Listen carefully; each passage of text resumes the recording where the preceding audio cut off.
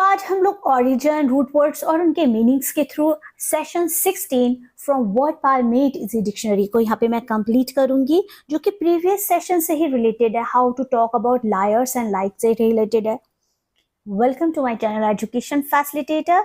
My name is Joyce and आज हम लोग ऑफ टाइम एंड प्लेस से रिलेटेड जो वर्ड्स हैं उनको सीखेंगे। साथ के साथ हम लोग रूट वर्ड्स के थ्रू न्यू मीनिंग सीखेंगे। So today's first word is chronic.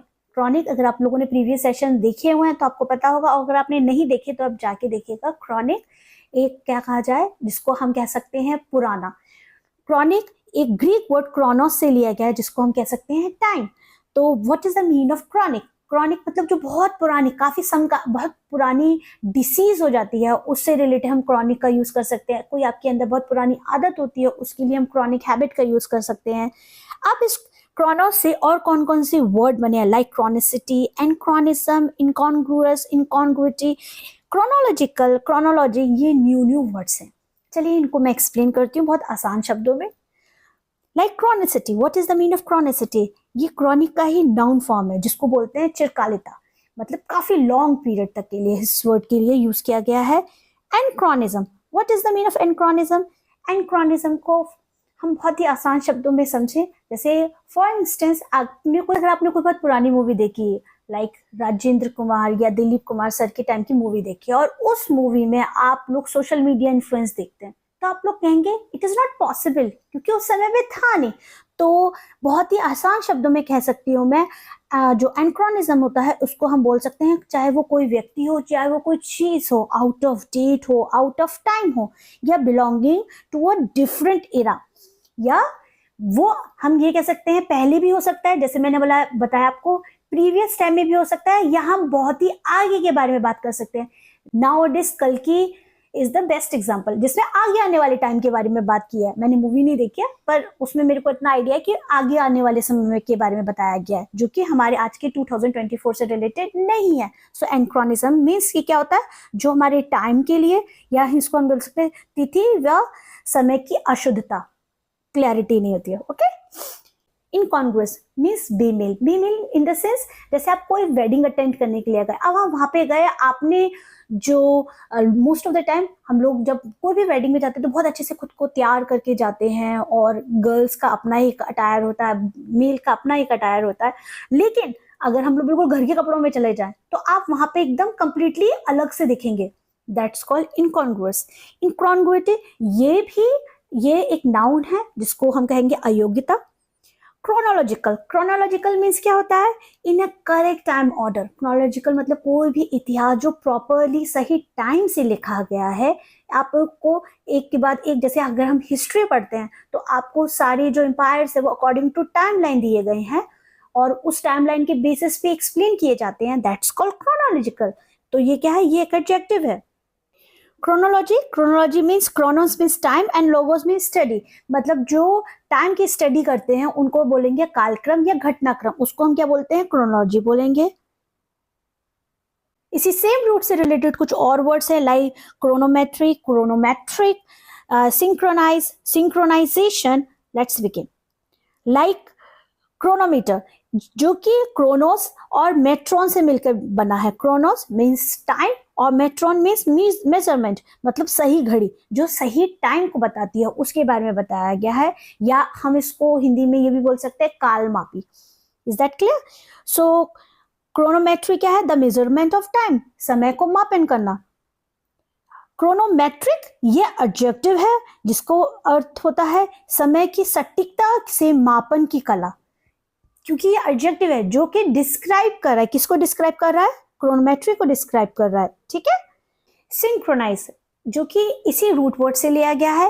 What is the mean of synchronise? ये सिंक, जो कि एक प्रीफिक्स है। What is the mean of prefix? Prefix means क्या होता है, हिंदी में बोलते हैं प्रीफिक्स मीन्स होता है प्रत्यय, जो कि कोई भी न्यू वर्ड्स के पहले लगता है। Synchronise means to time together, to move और to happen at the same time, at the right time, मतलब दोनों चीजें, कोई भी घटना हो या समय, दोनों एक साथ सिंक्रोनाइज हो जाए, साथ साथ हो, उसको हम बोलेंगे सिंक्रोनाइज, जो कि एक वर्ब है। Now what is the mean of synchronisation?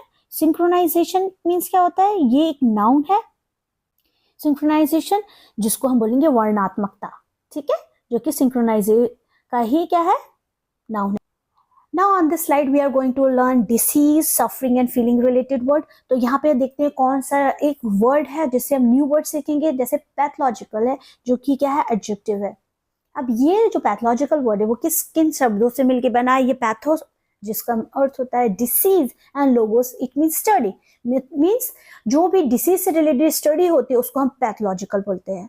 For instance कोई भी प्रॉब्लम होती है हमारे बॉडी में, कोई भी डिसीज होता है तो डॉक्टर कोई भी टेस्ट देता है, चाहे वो हमारा ब्लड टेस्ट हो, चाहे वो हमारा कोई भी तरह का टेस्ट हो, सपोज बायोप्सी हो, तो ये सब पैथोलॉजिकल फील्ड में आ जाएगा, पैथोलॉजिकल कंडीशन में आ जाएंगे। जिनके एक्सपर्ट होते हैं, जो इनके एक्सपर्ट को हम क्या बोलते हैं, पैथोलॉजिस्ट बोलते हैं, एक्सपर्ट ऑफ पैथोलॉजी। और पैथोलॉजी क्या होती है, इसी से रिलेटेड साइंस होती है जिसमें इसी तरह की कोई भी डिसीज से रिलेटेड टेस्ट होते हैं, उनको हम पैथोलॉजी बोलते हैं। पैथोस, पैथोस मीन्स होता है फीलिंग, या हमारी जो भावनाएं होती है उससे रिलेटेड, जिसको हम लोग पैथोस को ही हम लोग सफरिंग और फीलिंग्स में, फीलिंग दोनों ही इसी के ही पैथोस से ही रिलेटेड शब्द हैं। अब यहाँ पे इसी पैथोस से और कौन कौन से न्यू मीनिंग्स निकलते हैं, देखिए जो सिन है, सिन यहाँ पे क्या है, प्रीफिक्स है जो कि ग्रीक वर्ड जिसको हम क्या कहेंगे, टुगेदर, साथ साथ होना, एंड पैथोस मतलब जहाँ पे फीलिंग्स हमारी साथ साथ हो, तो उससे कौन से न्यू वर्ड्स मिलते हैं, इसी से रिलेटेड हमारे 3 वर्ड्स मिलते हैं, सिंपैथेटिक, सिंपैथी एंड सिंपैथाइज।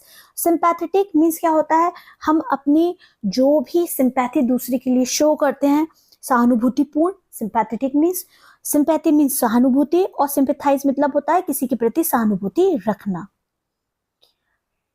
अब पैथोस से रिलेटेड एक और वर्ड मिला है, क्योंकि वहां पे तो हमने सहानुभूति की बात कर दी, लेकिन इसी पैथोस में अगर हम एंटी एक और प्रीफिक्स को जोड़ दी, उसमें हमने सिन को जोड़ा था, अब इसमें हमने एंटी मतलब अगेंस्ट है, फीलिंग्स के अगेंस्ट हो, मतलब वहां पे तो हम किसी के लिए इमोशंस पॉजिटिवली शो कर रहे हैं सिंपैथी में, बट यहाँ पे एंटी पैथोस बताया दिखा जा रहा है, यहाँ पे हम लोग बिल्कुल कंप्लीटली अपोजिट शो कर रहे हैं, तो इसको हम क्या बोलेंगे, घृणा। एंटीपैथी मतलब क्या होता है, घृणा। एंड अपैथी, अपैथी मीन्स होता है उदासीनता, मीन्स आपको कोई भी, आप बिल्कुल कंप्लीटली इनडिफरेंट है, आप बिल्कुल ना पॉजिटिव फील कर रहे हैं ना नेगेटिव फील कर रहे हैं, आप बिल्कुल आपके अंदर फीलिंग्स ही नहीं है, उसको हम बोलेंगे अपैथी।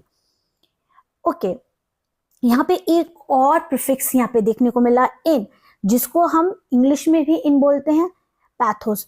अब इसी से रिलेटेड कुछ और वर्ड्स हैं like empathy.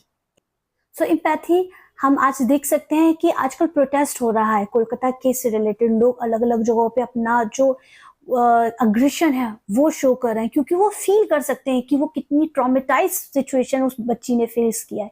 So that's called empathy, वो चीज को खुद फील करना। पैथेटिक, पैथेटिक मीन्स क्या होता है, पैथेटिक्स मीन्स होता है दयनीय या भावनात्मक रूप से बहुत ही निराशप्रद कोई भी चीज होती है, या कह सकते हैं कोई भी पैथेटिक स्टोरी जिसमें बहुत ही निराशा होती है। लाइक टेलीपैथी, इसका आज के दिन का लास्ट वर्ड है, जिसको हम बोलेंगे मानसिक दूर संचार, परस्पर भावबोध। हम अपने विचारों को, अगर हम किसी से स्ट्रांगली कनेक्टेड हैं तो हम अपने विचारों, अपने मैसेजेस को मेंटली क्या करते हैं, एक्सचेंज करते हैं, तो वो क्या हो जाता है, हमारे टेलीपैथी कनेक्शन हो जाता है, वो हमारे टेलीपैथी से रिलेटेड वर्ड हो जाता है। ठीक है, सो आज का वीडियो देखने के लिए thank you so much. Video को लाइक, शेयर, सब्सक्राइब कीजिएगा चैनल को, और शेयर कीजिएगा, अपने अपने सुझाव भी जरूर दीजिएगा। Thank you so much, have a nice day.